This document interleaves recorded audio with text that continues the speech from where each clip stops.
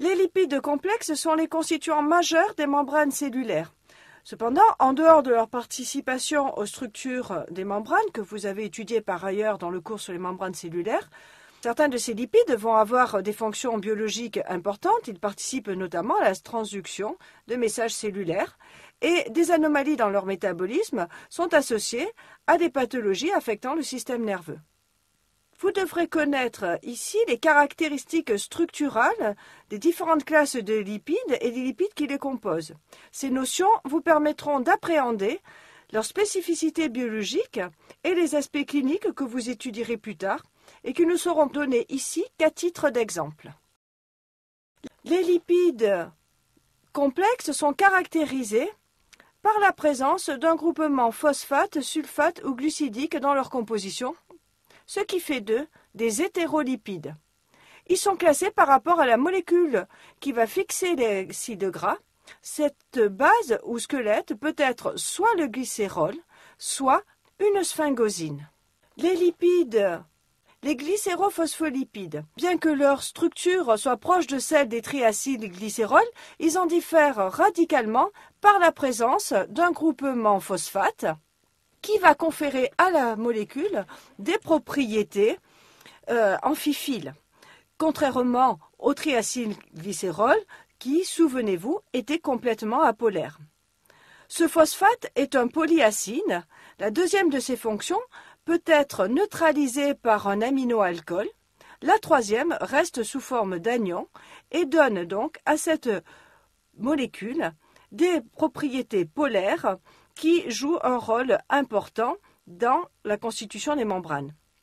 Ces glycérophospholipides appartiennent au groupe des phospholipides. Les glycérophospholipides, bien que 3 alcools aminés peuvent lier le phosphate. Ces alcools sont soit l'acide aminé sérine, soit le produit de la décarboxylation de la sérine, qui est l'éthanolamine, ou bien un dérivé N-triméthyle de cette dernière, que l'on appelle la choline. Ces 3 alcools aminés vont donc se lier au phosphate pour former la famille des phosphatides. 3 alcools aminés peuvent lier. Au pH physiologique, les glycérophospholipides sont ionisés. La charge portée par ces glycérophospholipides peut être soit neutre, soit négative selon l'acide aminé qui liera le phosphate. Dans le cas où la charge est neutre, on parle de zwitterion. Au pH physiologique, les glycérophospholipides sont amphiphiles. Cette propriété est à la base de la constitution des membranes biologiques. Dans les glycérophospholipides, la tête polaire est hydrophile. Elle est constituée par le groupement ester phosphorique qui est substitué ou non par un aminoalcool et qui va apporter une charge à la molécule. La partie constituée par les 2 chaînes hydrocarbonnées des acides gras est apolaire.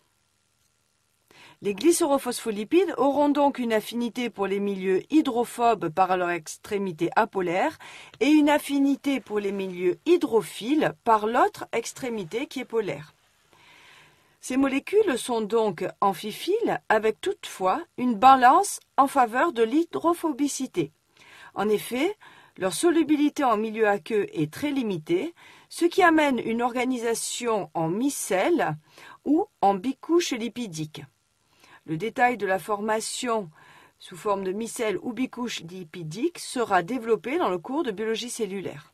Les glycérophospholipides, autre propriété des glycérophospholipides, ce sont des molécules amphotères puisqu'elles portent à la fois une fonction acide et une fonction basique qui est elle apportée par l'alcool aminé. Enfin, ces molécules sont hydrolysables et nous nous intéresserons plus spécifiquement dans ce cours à l'hydrolyse enzymatique. Cette hydrolyse enzymatique est le fait de phospholipases.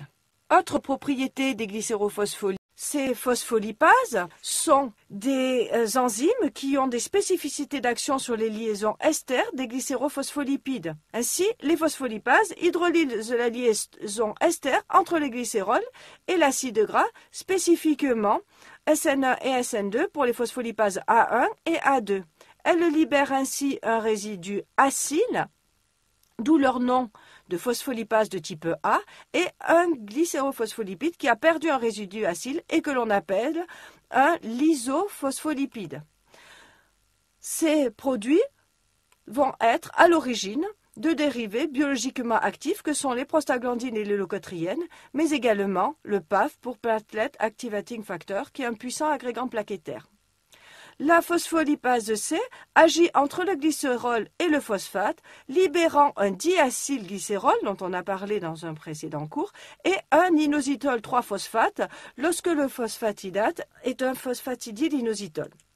Enfin, la phospholipase D agit en hydrolysant la liaison ester entre le phosphate et l'alcool, libérant ainsi un acide phosphatidique et un alcool aminé. Ces phospholipases, la famille des glycérophospholipides va comprendre plusieurs types de molécules, l'acide phosphatidique, les phosphatides, mais également les produits de l'hydrolyse des phospholipases EA, les lysophospholipides, et deux autres classes de lipides que l'on présentera. La famille des glycérophospholipides va... L'acide phosphatidique est le plus simple de ces glycérophospholipides. Ils ont un caractère acide très marqué, du fait qu'au pH sanguin, la molécule est sous forme ionisée. Ces acides phosphatidiques n'existent que très rarement à l'état naturel et ce sont surtout des intermédiaires de la synthèse des triacylglycérols et des autres classes des glycérophospholipides qui sont les produits d'estérification de cet acide phosphatidique par un alcool. L'acide phosphatidique est le... On distingue 4 alcools majeurs qui sont soit des alcools aminés comme la choline, l'éthanolamine ou la sérine, soit un hexaalcool cyclique qui est l'inositol. Ces acides phosphatidiques estérifiés par ces alcools sont appelés des phosphatides et ils sont nommés en considérant uniquement la nature de la tête polaire et on fait abstraction des possibilités de chaînes acides différentes de la partie hydrophobe. On distingue 4. Les phosphatidylcholines, dont la structure vous est présentée ici, sont des diacylglycérols 3-phosphorylcholine.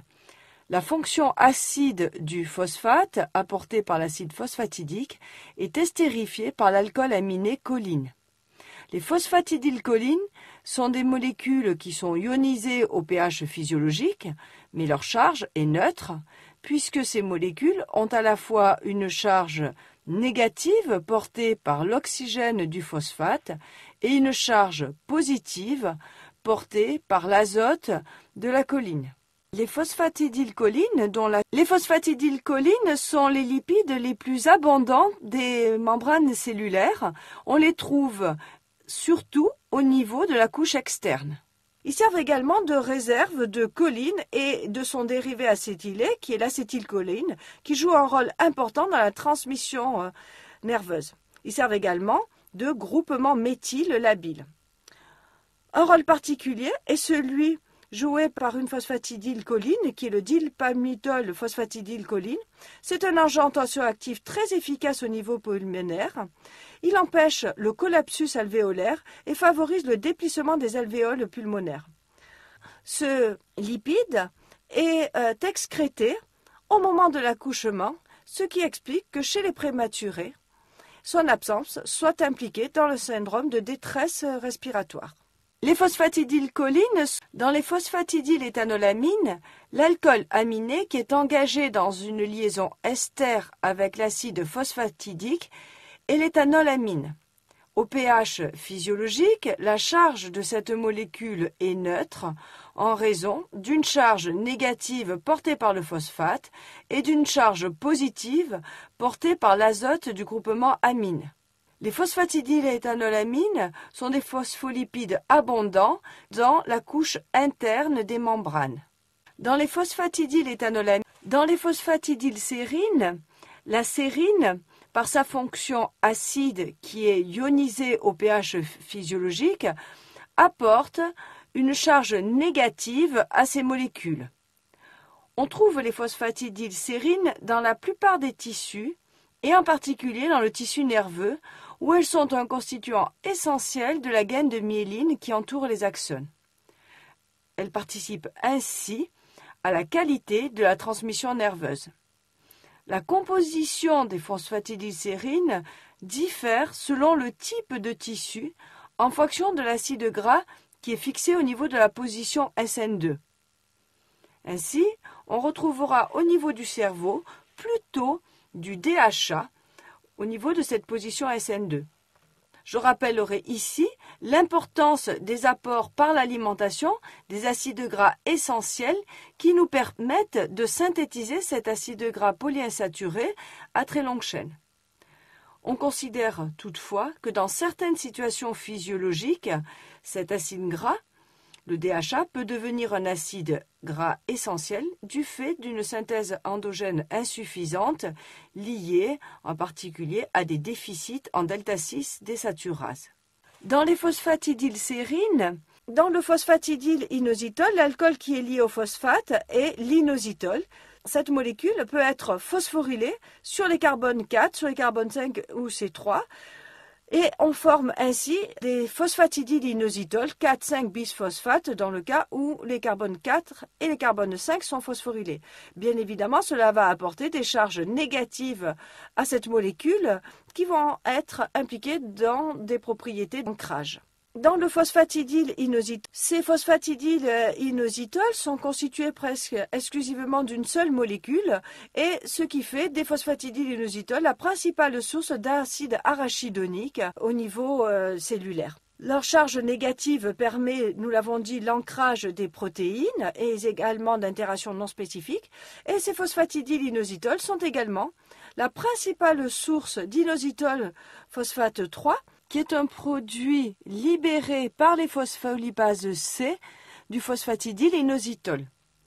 Ce composé très chargé est soluble et diffuse dans le milieu cellulaire où il joue le rôle de second messager en favorisant notamment la libération de calcium à partir du réticulum sarcoplasmique. Ces phosphatidylinositols, le mécanisme d'action de l'inositol phosphate 3 est représenté sur ce schéma. La fixation d'un ligand à son récepteur va entraîner l'activation de la phospholipase C qui va libérer l'inositol phosphate 3. Ce composé, en raison de ses propriétés hydrosolubles, va pouvoir migrer dans le cytoplasme et se fixer au niveau du réticulum endoplasmique où il existe des récepteurs pour cet inositol phosphate 3, ce qui va entraîner la libération de calcium qui va avoir des effets biologiques. Et entre autres, ce calcium va pouvoir à son tour activer la protéine kinase C et amplifier le rôle du diacylglycérol que l'on avait présenté précédemment. Le mécanisme d'action le diacylglycérol est libéré après action d'un premier messager sur une phospholipase C qui va libérer ce diacylglycérol à partir des phospholipides. Ce diacylglycérol est considéré comme un second messager puisque à son tour, il va activer des protéines appelées protéines kinase C qui vont être à l'origine de la phosphorylation de nombreuses protéines. Parmi les protéines activées, on compte la phospholipase A2 qui, elle, va libérer à partir des phospholipides des lysophosphatides et de l'acide arachidonique lorsque, en position SN2 du phospholipide, se trouve cet acide arachidonique. À partir de ce lysophosphatide et de l'acide arachidonique vont se former de nombreux produits dérivés de ces lipides qui vont avoir des actions importantes au niveau de l'inflammation et tous ces effets seront développés dans le chapitre 4.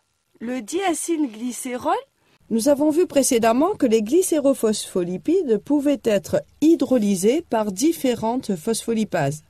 D'une manière générale, un glycérophospholipide qui subit l'action d'une phospholipase est appelé un lysophospholipide. Pour être rigoureux, on devrait parler aussi plutôt de glycérolysophospholipide. Ces molécules qui ont perdu un acide gras Nous avons vu précédemment que les glycérophospholipides pouvaient être hydrolysés par différentes phospholipases. D'une manière générale, un glycérophospholipide qui subit l'action d'une phospholipase est appelé un lysophospholipide. Pour être rigoureux, on devrait parler aussi plutôt de glycérolysophospholipide. Ces molécules qui ont perdu un acide gras, nous avons vu précédemment que les glycérophospholipides pouvaient être hydrolysés par différentes phospholipases. D'une manière générale, un glycérophospholipide qui subit l'action d'une phospholipase est appelé un lysophospholipide. Pour être rigoureux, on devrait parler aussi plutôt de glycérolysophospholipide. Ces molécules qui ont perdu un acide gras, le PAF pour platelet activating factor fut l'un des premiers lipides pour lequel une fonction biologique a été admise. Cette fonction, comme son nom l'indique, a pour effet d'activer les plaquettes. Le PAF dérive d'une lysophosphorylcholine qui est acétylée en SN2.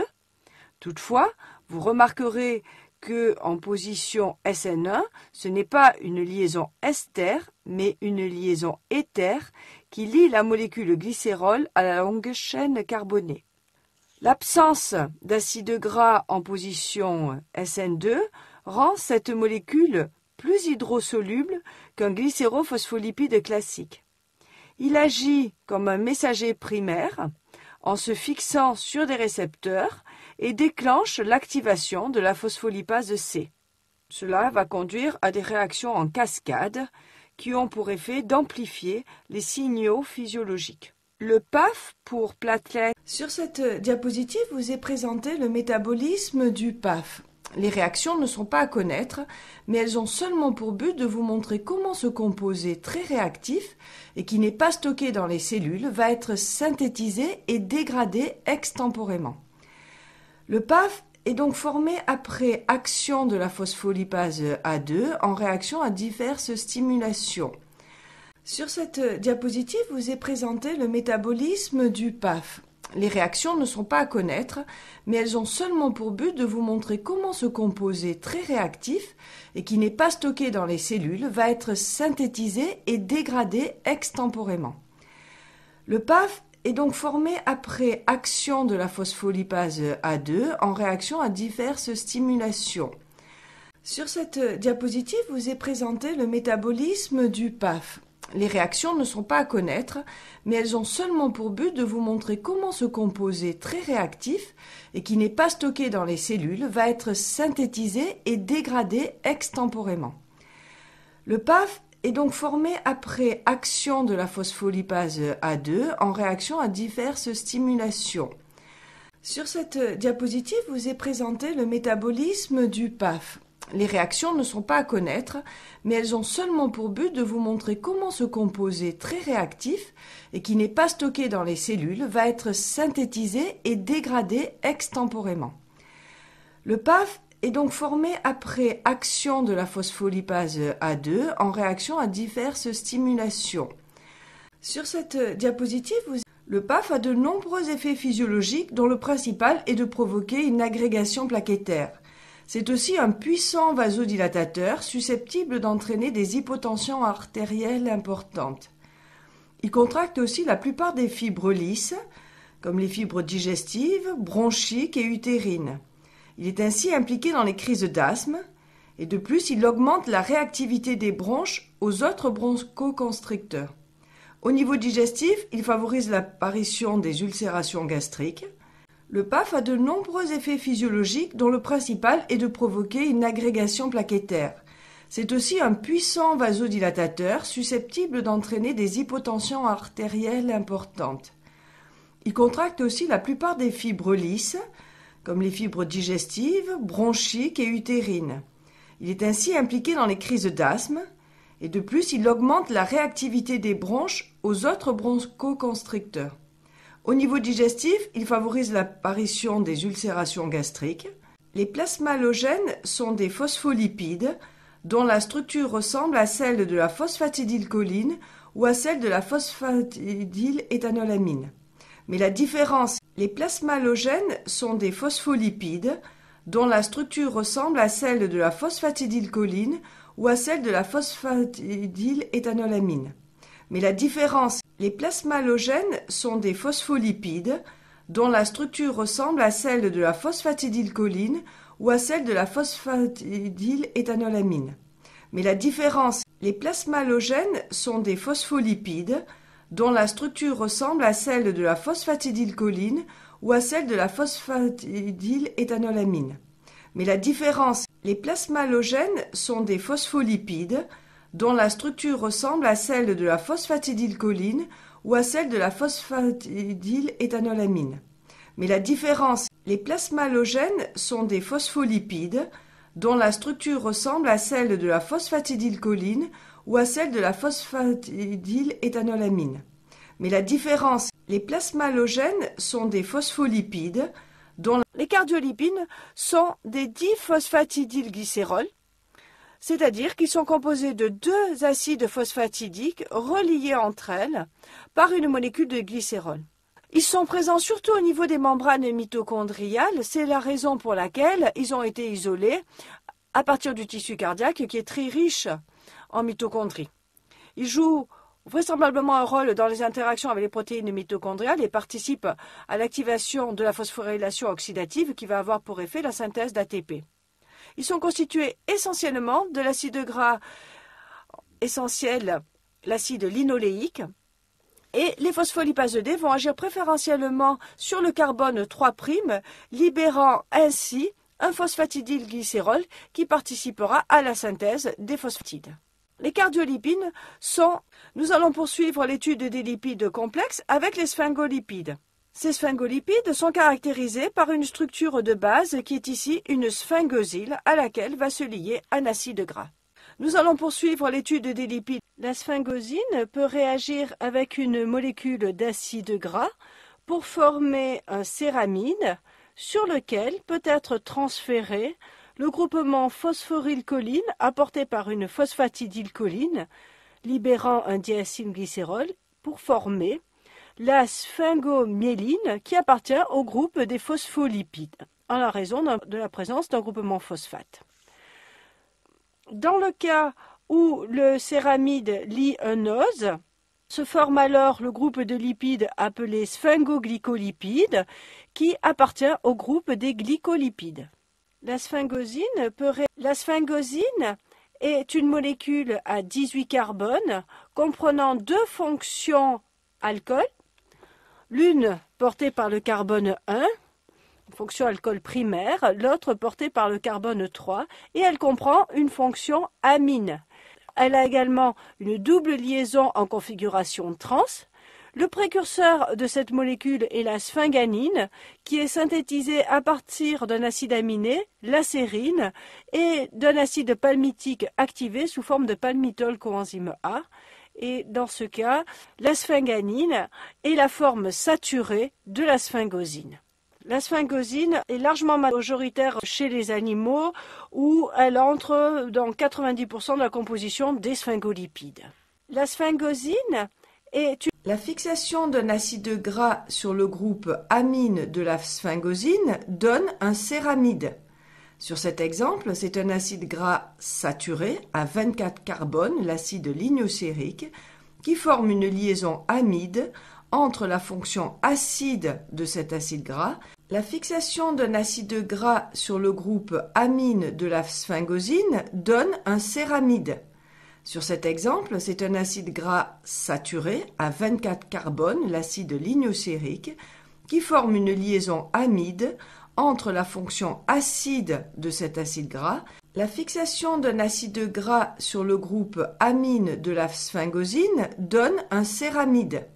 Sur cet exemple, c'est un acide gras saturé à 24 carbones, l'acide lignocérique, qui forme une liaison amide entre la fonction acide de cet acide gras.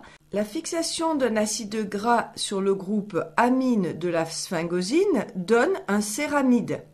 Sur cette diapositive vous est présentée la formule développée du céramide où l'acide lignocérique est engagé dans une liaison amide avec la fonction amine apportée par la sphinganine. Sur cette diapositive, les céramides sont des lipides complexes. Ils occupent une position importante comme précurseurs d'autres sphingolipides essentiels, comme les sphingomyélines, les cérébrosides ou les gangliosides, que nous étudierons. Les céramides sont des lipides complexes.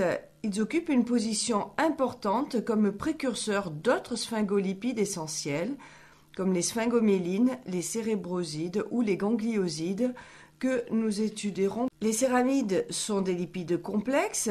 Ils occupent une position importante comme précurseurs d'autres sphingolipides essentiels, comme les sphingomyélines, les cérébrosides ou les gangliosides, que nous étudierons. Les céramides sont des lipides complexes. Ils occupent une position importante comme précurseurs d'autres sphingolipides essentiels, comme les sphingomyélines, les cérébrosides ou les gangliosides, que nous étudierons. Les céramides sont des lipides complexes. Ils occupent une position importante comme précurseurs d'autres sphingolipides essentiels, comme les sphingomyélines, les cérébrosides ou les gangliosides, que nous étudierons. Les céramides sont des lipides complexes. Ils occupent une position importante comme précurseurs d'autres sphingolipides essentiels, comme les sphingomyélines.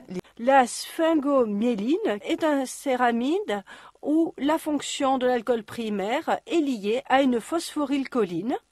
L'acide gras qui est le plus souvent représenté est un acide lignocérique et au pH du sang, la molécule est ionisée, ce qui va lui permettre d'être intégrée dans les membranes cellulaires. La sphingomyéline, c'est un constituant majeur des tissus nerveux et en particulier de la gaine de myéline qui lui a donné son nom. On la trouve également au niveau de la cornée de l'œil et la composition du cerveau peut varier selon la zone considérée.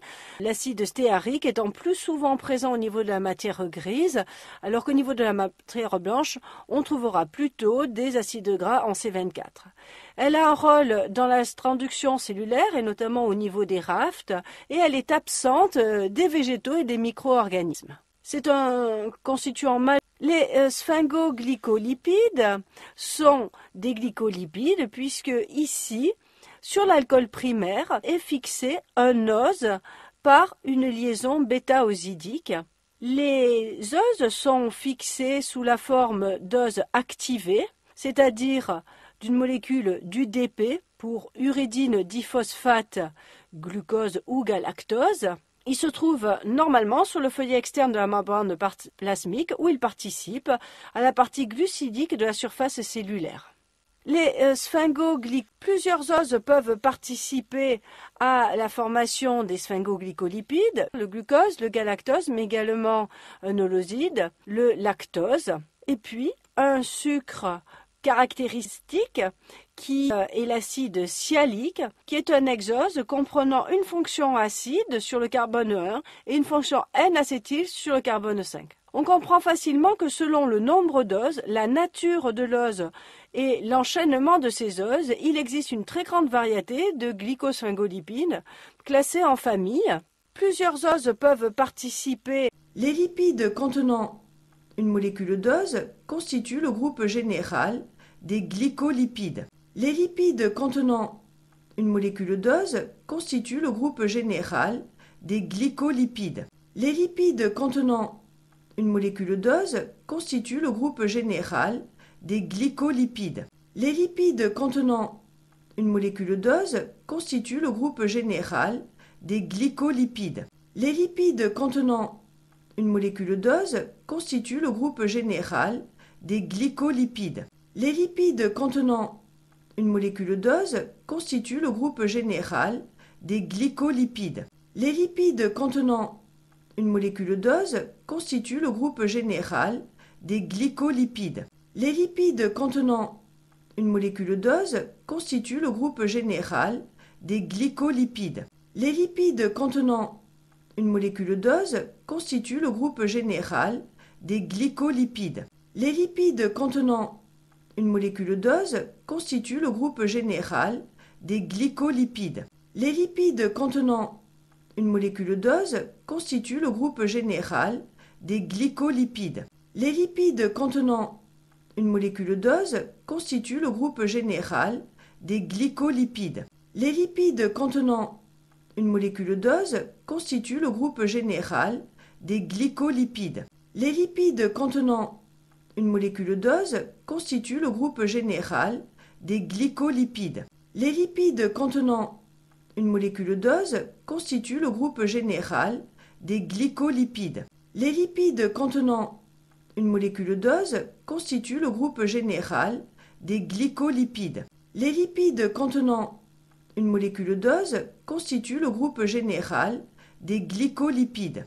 Les lipides contenant une molécule d'ose constituent le groupe général des glycolipides. Les lipides contenant L'une des caractéristiques des galactosylcéramides, que l'on retrouve préférentiellement au niveau du cerveau, sont la présence d'acides gras en C24, comme l'acide lignocérique, qui est un acide gras saturé et dont la synthèse se fait à partir de l'acétyl-coenzyme A. L'acide cérébronique, qui est un dérivé 2-hydroxylé de l'acide lignocérique. Et enfin, on trouve également de l'acide nervonique, qui est un acide gras monoinsaturé synthétisé à partir de l'acide oléique.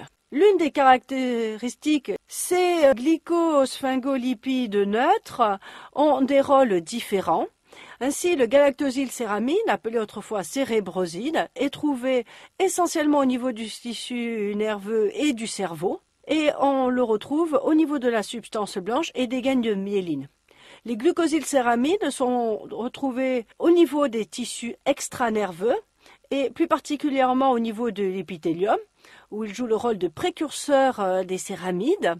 On les trouve également, en raison de leur rôle dans la constitution des céramides, dans les épithéliums de l'intestin et de la vessie, épithéliums qui sont en contact avec les milieux extérieurs et qui nécessitent donc des propriétés au niveau de leur membrane d'imperméabilité qui peut être apportée sous forme de céramide. Les oligoglycosylcéramides sont retrouvés essentiellement au niveau des membranes plasmiques, où là encore ils ont un rôle de stabilisateur, mais ils participent aussi à l'activation de certains récepteurs. Une curiosité des cérébrosides, c'est qu'ils peuvent interagir avec certains micro-organismes comme Helicobacter, qui est responsable des ulcères, mais également des cancers de l'estomac. Ils peuvent aussi lier le virus HIV ou les protéines du prion qui sont impliquées dans la maladie de la vache folle. Cette liaison est favorisée lorsque l'acide gras qui est lié à la sphingosine est hydroxylé sur le carbone 2. Une curiosité des cérébrosides, c'est qu'ils peuvent interagir avec certains micro-organismes comme Helicobacter, qui est responsable des ulcères, mais également des cancers de l'estomac. Ils peuvent aussi lier le virus HIV ou les protéines du prion qui sont impliquées dans la maladie de la vache folle. Cette liaison est favorisée lorsque l'acide gras qui est lié à la sphingosine est hydroxylé sur le carbone 2.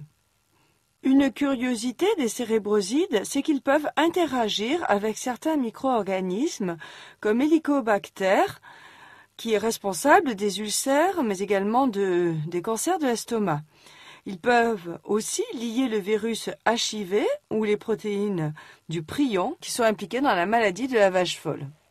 Cette liaison est favorisée lorsque l'acide gras qui est lié à la sphingosine est hydroxylé sur le carbone 2. Une curiosité des cérébrosides, c'est qu'ils peuvent interagir avec certains micro-organismes. Les gangliosides sont des glycosphingolipides complexes dérivant du lactosylcéramide et contenant un ou plusieurs acides sialiques, le plus souvent l'acide N-acétylneuraminique qui apporte un caractère acide à ces glycosphingolipides. Cet acide sialique est branché sur le galactose, sucre qui vient immédiatement après le glucose, donc sur le deuxième motif glucidique après le carbone 1 de la sphingosine. Leur nomenclature les définit comme GM1, GM2 ou GM3, G pour ganglioside, M lorsque la molécule réagit avec un seul acide sialique. En cas de la présence de 2 acides sialiques, on parlera de GD pour disialique. Et si 3 acides sialiques participent à la composition d'un ganglioside, on parlera alors de GT pour ganglioside trisialique. Enfin, le chiffre correspond à la migration de ces lipides en chromatographie en couche mince, mais il est en relation aussi avec le nombre de molécules dose neutre présentes dans la molécule. En l'occurrence, on retranche au nombre 5 le nombre de molécules neutres apportées à la molécule. Par exemple, le GM3 est le ganglioside le plus simple. Il est constitué d'une molécule de lactosylcéramide et un seul acide sialique. Les gangliosides, comme leur nom le suggère, sont abondants dans les ganglions et également au niveau du cerveau. Ils ont un rôle structural mais également fonctionnel. Ils peuvent participer notamment à l'activation de certains récepteurs et participent à la croissance, à la différenciation cellulaire. Enfin, certains fonctionnent comme des récepteurs de micro-organismes. Ils ont donc une importance biomédicale puisqu'ils sont impliqués dans la toxicité de ces agents pathogènes. Le plus connu est le GM1 qui sert de récepteur à la toxine cholérique, mais ces gangliosides sont aussi capables de reconnaître d'autres agents pathogènes comme le botulisme et sont impliqués dans des pathologies comme le tétanos. Les gangliosides, Il existe d'autres classes de glycosphéngolipides que nous présenterons très brièvement, comme les sulfatides. Ces sulfatides sont présents en quantité importante dans la myéline, aux côtés des galactosylcérébrosides. On trouve aussi des sulfatides houleuses qui réagissent avec le sulfate et le glucose. On peut également trouver un autre ose, comme le fucose, qui va donner, lorsqu'il est lié à la sphingosine, la classe des fucolipides. Il existe d'autres classes. Il existe des anomalies dans le métabolisme des glycosphéngolipides. Elles sont caractérisées par la présence de quantités anormales de ces lipides dans les tissus nerveux. On peut les classer en 2 groupes, les vraies maladies de démyélisation et les sphingolipidoses.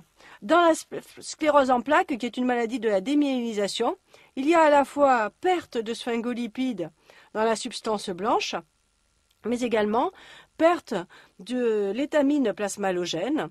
On trouve également au niveau de la substance blanche des stérides qui normalement sont absents.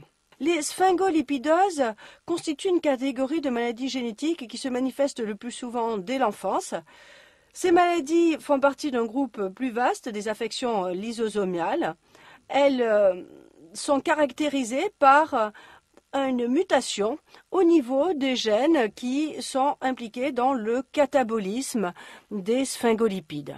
Ce catabolisme ayant lieu, d'une manière générale, au niveau des lysosomes. Il existe des anomalies dans le métabolisme. Un exemple de ces pathologies, dans le cas de la sphingomyéline, qui est catabolisée par une enzyme appelée la sphingomyélinase, cette enzyme peut être activée par des facteurs physiologiques comme la vitamine D, les glucocorticoïdes, mais dans certains cas pathologiques par des cytokines qui, en excès, lorsque cette sphingomyélinase est activée de manière trop importante, cela conduit à l'accumulation de céramides qui vont être impliquées dans l'arrêt de la croissance et la mort cellulaire par apoptose. Dans le cas d'un déficit enzymatique de la sphingomyélinase, cela entraîne une accumulation de sphingomyéline au niveau de divers tissus comme le foie, la rate et également au niveau du cerveau, ce qui a des conséquences neurologiques sévères. Un exemple on connaît des déficiences enzymatiques sur chacune des étapes du catabolisme. Ces déficiences enzymatiques sont généralement liées à une mutation dans l'enzyme de dégradation. Ainsi, sont représentées sur ces diapositives chacune des pathologies associées au déficit enzymatique, permettant donc de cataboliser le sphingolipide. À titre d'exemple, un déficit en arylsulfatase est à l'origine d'une pathologie qu'on appelle la leucodystrophie. Dans la maladie de Gaucher, Il existe plusieurs types, dont certaines ont des atteintes neurologiques sont sévères et pour lesquelles il existe des traitements avec des enzymes modifiées qui permettent de jouer le rôle de glucosérébrosidase. Mais le plus grand espoir thérapeutique viendra certainement de la thérapie génique appliquée aux maladies lysogémiales, où la transfection d'un gène normal viendra suppléer le gène anormal. On connaît des